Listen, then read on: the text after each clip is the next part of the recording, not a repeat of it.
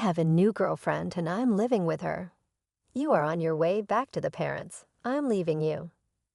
What are you saying? I don't need you anymore.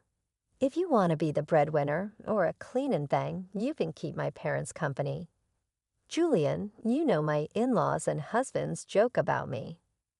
They are the lowest of scum, but to me this is for the better. So you all need to leave. My name is Julianne, and I am a 35-year-old office worker. I have spent my whole life working. After graduating from college, I started working for a major company. For about 13 years, I worked hard and earned qualifications for promotions. Thanks to that, I am now a department manager at a young age. I am blessed with a boss who always has something useful to say and a team of highly motivated and talented subordinates. My work life was very fulfilling, but my personal life was not at all. I had a boyfriend once when I was a student, but none since I started working. Worried about my situation, a friend of mine hosted a dinner party for me. That is where I met Jake. He was kind, had a nice smile, and seemed very personable. Since he was the same age as me, we had a lot in common and enjoyed talking to each other.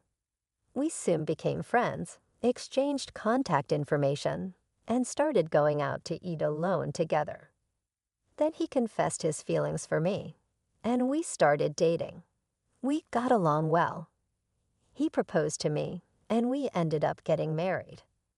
I was so happy to be married to the man I loved so much. Soon after, I went to his parents' house to meet them. His parents were very kind and welcomed me with open arms. Julian, it's nice to meet you. I can't believe such a beautiful person became Jake's bride. They cried. I am so proud of my son for bringing a good woman here. Hey, Mom and Dad, stop it. Julian is getting scared. Oh my, if you really think so, you can say it. That's right, it's a compliment, so it's okay. His parents were very friendly and easy to talk to, just like him. Julian works for a major company, doesn't she? Oh, that's great. It's cool to be a woman who can work hard. Will you quit your job when you get married? No, I'm going to keep working. Well, you've got a good job at a good company. That's better. I was relieved. According to my friends, their mothers-in-law often told them to quit their jobs, saying it was a wife's job to support her husband. So I was glad. I thought to myself that my future mother-in-law was generous. After greeting my parents, we got married. My heart was filled with excitement for the new married life that was about to begin. My husband moved into the house I was living in, and we started our new life together. I was very happy to be newlyweds with my husband, whom I loved very much. I was happy to be at home with him all the time and to have him home when I came back from work. 8 months into our life together, my husband said he had something he wanted to discuss with me. If you don't mind, I'd like you to live with my father and mother. What do you mean, live together? Yes, they are getting old, and I am worried about many things. I see, I can certainly understand how my husband feels. My parents are about the same age as my husband's parents, but my brother and his wife are currently living with them, so I have nothing to worry about. However, my husband is an only child, so it is understandable that he is concerned about his parents. Does this mean we are living with my in-laws? Yes, it would. But do they have a room available for us? They use every room for some reason or another. About that, if you like, I think it would be a good idea to renovate my parents' house and make it a 2-family house. 2 families? Yes, if we do that, it will be much cheaper than buying a new house. We can live in a beautiful and spacious house while still maintaining our privacy. Right. I see. I thought it was an attractive idea. My in-laws are kind people, and if we live in 2 houses, it won't be as stressful. Yes, that's fine. Really? Thank you. My mom and dad will be so happy. I was happy to see my husband so happy. Later, my in-laws came to visit us, and both of them were very grateful. I even thought that with such a kind and cheerful family, I wouldn't mind not having two households. Soon after, my husband and I discussed remodeling my in-laws' house. The cost would be around $200,000. As we were discussing it, my husband made a surprising remark. Actually, I have a favor to ask you. Can you pay for the remodeling? What do you mean? The full amount? Yes. Why? My husband looked very uncomfortable. Actually, we are in debt. I was shocked. Neither my husband nor my in-laws had ever mentioned this when we were dating or when we got married. How much debt do they have? About $250,000. What I thought would be a few tens of thousands of dollars, but I was surprised at the amount. I ended up shouting out loud. It wasn't so bad at first, but it gradually grew. Even if I tried to pay it back, I couldn't. My parents are already living on a pension, and the debt is getting bigger and bigger. I see, I couldn't hide my surprise and upset at this sudden revelation. I had no idea that my in-laws owed such a large sum of money. Julianne, I need a favor. Will you help me pay off my father and father-in-law's debt? They can't afford it anymore, and I don't make a very good salary either. Then isn't it going to be tough to renovate the house and live together as two families? No, that's important, so let's go ahead as planned. You have asked me to pay for the remodeling and your father's debt. I'm on the hook for $250,000. I know I'm talking about difficult things, but I want to take care of my life with you, Julianne, and I want to protect my mom and dad. It's because I love both my parents and you. I'm sorry I'm being greedy, but if you really love me, please help me. I'll pay you back little by little. I was very upset. My husband and my in-laws had no one to turn to but me. I knew my husband really loved me, but I felt deceived by his words. Love is blind, I thought. Okay, I'll pay for it. I agreed. My husband said, "Thank you so much," and shook my hand. He told my in-laws, and later they came to our house to apologize. My mother-in-law even cried tears of joy. I have to do my best from now on, I thought. I had to take over my in-laws' debt and was determined to do it. Although I had some savings, I was afraid to pay it all at once. So I decided to pay $60,000 from my savings and then the rest in installments. My in-laws joined us to discuss the repayment. I explained my plan for installments, and they said I could do whatever I wanted. Why don't you transfer the money directly to the account for debt repayment? We're not very good at managing money, and I'm a little afraid to transfer a lot of money, my husband said. My in-laws nodded. It would be time-consuming for me to transfer the money to my in-laws' account, and then for them to transfer it to their repayment account. Since it was a large sum, I didn't want the money to get lost in the process. So I agreed to transfer it directly. Once the conversation was settled, my in-laws looked very relieved. No, we don't have to be afraid of the monthly debt collection. It's been really scary. Dad and Mom, you should thank Julianne properly. Well, I can't tell you how many times I thanked you. I can't thank you enough. Thank you so much. I'm so glad Julianne became his wife. No, no, no, I said. I was happy that my in-laws were happy. However, I felt a little uncomfortable because I thought they might see me as just a money source. Even though I felt a bit bad, I wanted to take care of my beloved husband's family. With that in mind, I began to make the payments, and we remodeled our house, making it a two-family home. We started living together in a beautiful and spacious house. My in-laws were very happy, and my husband's eyes lit up at the new house. I enjoyed cooking in the new kitchen and was glad we did the remodeling. It was more convenient and closer to work, which shortened my commute and gave me more free time. I could use that time to study. I worked hard every day to pay off the debt. However, something bothered me. My husband did not help pay off the debt at all.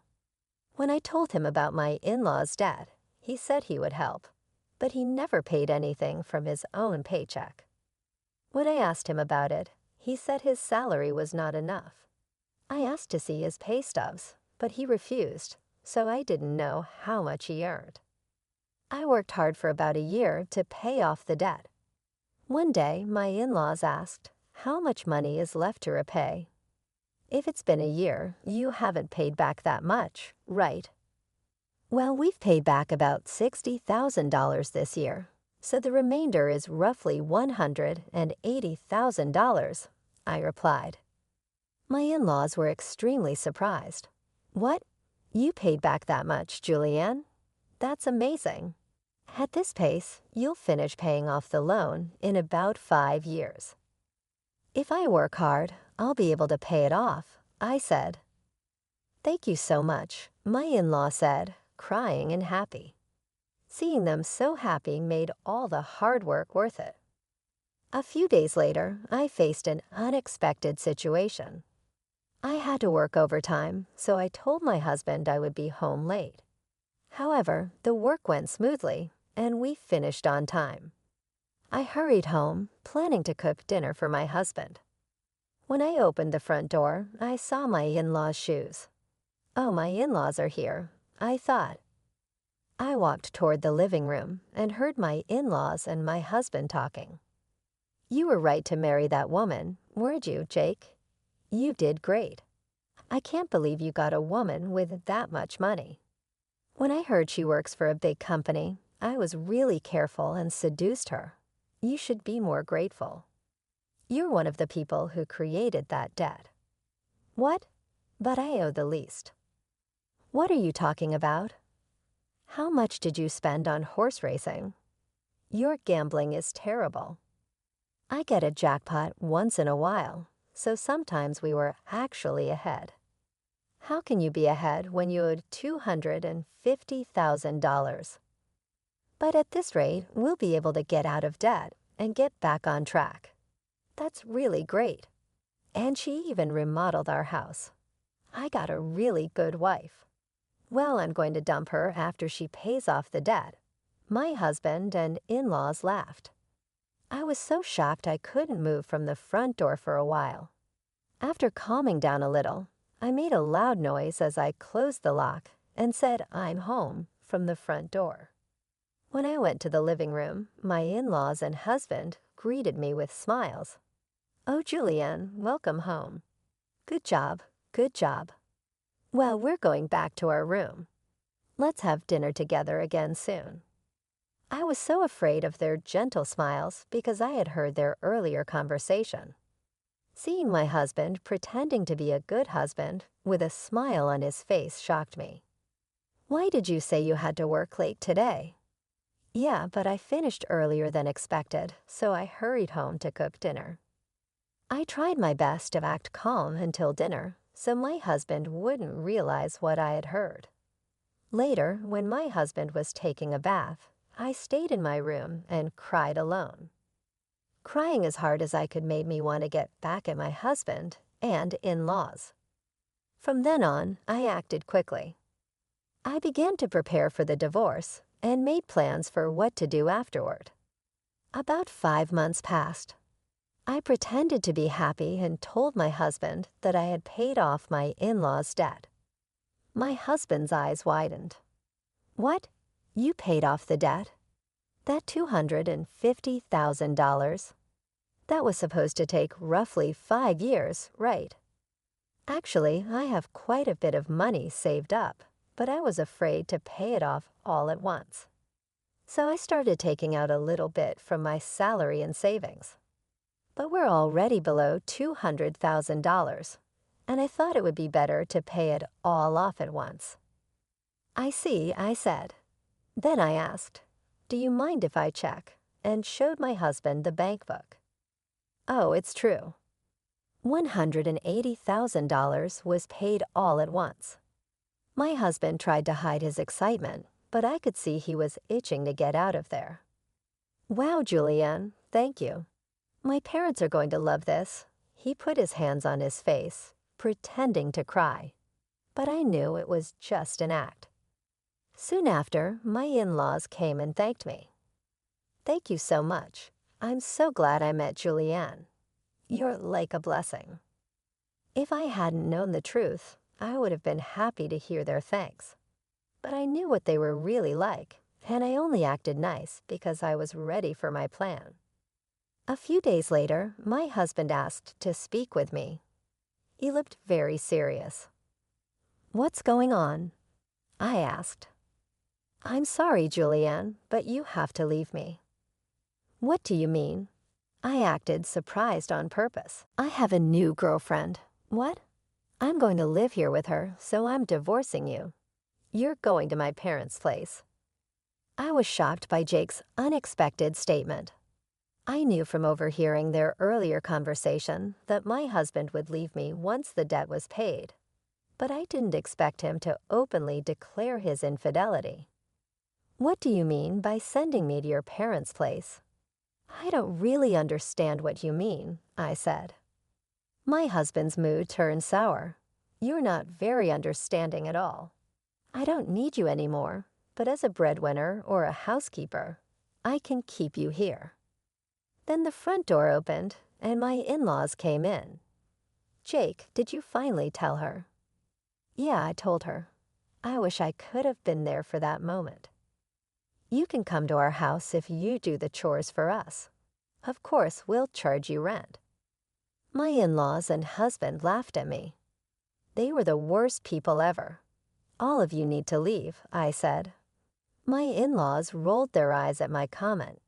What are you talking about? Have you forgotten I can easily pay for the renovation myself? You changed the name of the house to mine, so I have the rights to this house. I could decide who lives here and who has to leave. My in-laws' faces turned pale at my comment. They finally remembered about the house title. I was really dumbfounded. I'm sorry, but you can't live here anymore. If we get divorced, you'll be strangers. My in-laws realized the seriousness of the situation. But my husband, not wanting to be outdone, retorted, but you took over our debt and paid it in full. You're the one losing money. If we had no debt, we could at least afford a new place to live. That's true. Thank you for letting us live in a nice house while you pay our debts, my in-laws and husband said. I'm sorry, but I didn't pay off the rest of the $180,000 debt. What? No, but you had money missing from your bank book. That was just a separate account I created and moved money around in. The debt hasn't changed from $180,000. I just haven't had the collections come yet because I've been paying large sums continuously. But it's time for them to come, so you are responsible for paying the rest. My husband and in-laws were shocked. Then I warned them, Jake, you told me you were having an affair, so you should pay. I'll charge your partner for the affair too. Oh no, she went out with me because she thought I had money in a house. If I have to pay alimony, she'll dump me. I don't care about that. No, I apologize. Please don't leave us, my husband pleaded. My husband was afraid of being dumped by his lover, and my in-laws were afraid of being left by me. They were truly selfish. I have nothing to do with you people anymore, no matter what you say. I have also put this house on the market. I will also have you pay the $120,000 debt I paid on your behalf through my lawyer. My in-laws froze, stunned by the loss of everything they had. I then demanded a divorce and alimony from my husband through my lawyer. I also demanded alimony from his lover and $120,000 from my in-laws for what I had paid. Actually, that renovated house sold for about $400,000. It was in a good location, and a family looking for a duplex bought it at a good price. I had to pay $320,000, which included the $120,000 debt and $200,000 for the renovation. However, I ended up gaining $80,000 from selling the house. Additionally, I received alimony from my ex-husband and his affair partner, which greatly improved my financial situation. On top of that, I got a $120,000 payment from my ex-parents-in-law. I ended up benefiting the most from this situation. I believe this is fair because the damage I suffered was significant enough to make me distrust people. Initially, I had savings because I was learning how to invest with the goal of paying off my in-laws' debts as quickly as possible. Since I had substantial savings to begin with, I invested tens of thousands of dollars, and my assets grew significantly in about a year. Additionally, I received a raise at work, so my earnings increased. Because of my savings and investments, I was able to take such drastic steps. My former in-laws ended up back in debt and lost their house, but they deserved it for deceiving me. People who cheat others should face the consequences. This experience has taught me the need to be more cautious and develop a better sense of judgment about people. Moving forward, I will continue to save and increase my assets so I can live a comfortable life in my old age. I want to make happy memories with people I can truly trust. For example, I started by focusing on improving my financial knowledge. I took courses and read books about investing and personal finance. This helped me make informed decisions about where to invest my money. Over time, I diversified my investments, spreading them across different asset classes like stocks, bonds, and real estate. This strategy helped grow my wealth steadily and securely. Furthermore, I took advantage of opportunities to advance my career. I sought out additional training and certifications related to my field. These efforts paid off when I received a significant promotion and raise. The increased income allowed me to save more and invest more aggressively. Through all of this, I remained focused on my long-term goals. I wanted to ensure that I could retire comfortably and enjoy my later years without financial worries. I also wanted to be in a position to help my loved ones if they ever needed support. This vision kept me motivated and disciplined. Eventually, my efforts paid off. I was able to buy a beautiful home in a great neighborhood. I also traveled to places I had always dreamed of visiting. More importantly, I built strong relationships with friends and family who truly cared about me. These connections brought me joy and fulfillment. Looking back, I realized that the challenges I faced with my ex-husband and in-laws taught me valuable lessons. They pushed me to become more self-reliant and financially savvy. They also helped me appreciate the importance of surrounding myself with trustworthy and supportive people. In conclusion, I transformed a difficult situation into an opportunity for growth by focusing on my financial health and personal development. I created a better future for myself. I hope my story inspires others to take control of their lives and make positive changes. What did you think of the story? Please subscribe to our channel and see you in the next video.